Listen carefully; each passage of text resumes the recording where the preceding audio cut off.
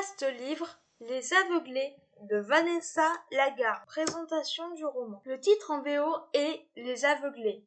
Il a été publié en France en 2020 aux éditions Libre de Lire. Il fait 150 pages. Je lui ai mis la note de 8 sur 10 et le conseille à tout le monde. 4e de couverture. 2 femmes, 2 mères, 2 vies brisées qui se croisent et s'embrasent. La vie de Cécile a basculé 15 ans auparavant, quand sa fille de 3 ans a disparu.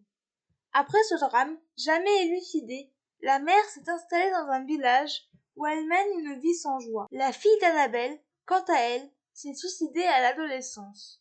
Depuis, sa mère parcourt inlassablement les lieux qu'avait fréquentés sa fille, dans l'espoir de faire revivre des souvenirs de la disparue. Annabelle et Cécile se rencontrent et sympathisent. Les épreuves semblables qu'elles ont traversées font naître une amitié.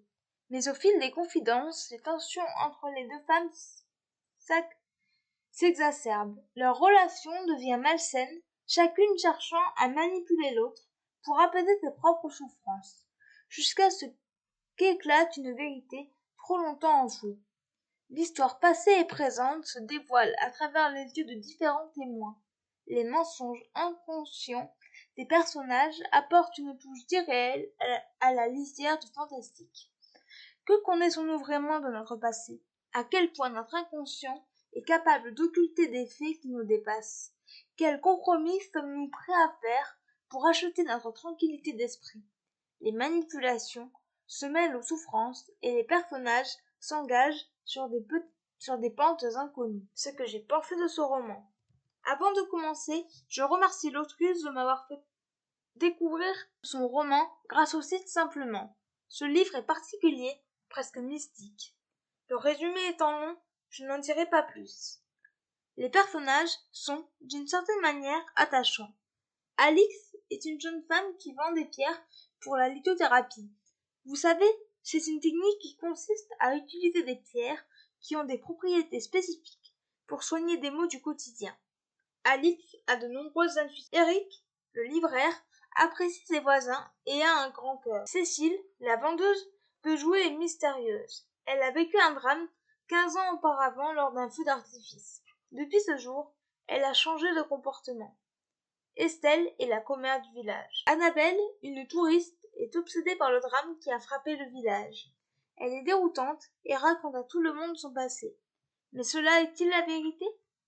L'intrigue est prenante, on a envie de tourner les pages pour connaître la suite. Les chapitres courts accentuent ce phénomène. Le lecteur se plonge corps et âme dans ce thriller et cette ambiance mystique qui peut faire froid dans le dos. Vanessa Lagarde est très douée pour faire ressentir les émotions. La fin est perturbante. Mon seul reproche, entre guillemets, c'est que le roman est un peu court. En bref, une très bonne lecture, et je remercie encore une fois l'autrice pour sa confiance. Extrait du livre. Le bonheur, c'est un rêve de fille de 20 ans. Le bonheur disparaît, il se dissout, il s'oublie. On se souvient des jours malheureux de son existence. Les jours heureux filent et s'évaporent. Les points forts de ce roman, les personnages, l'ambiance, l'écriture et la fin.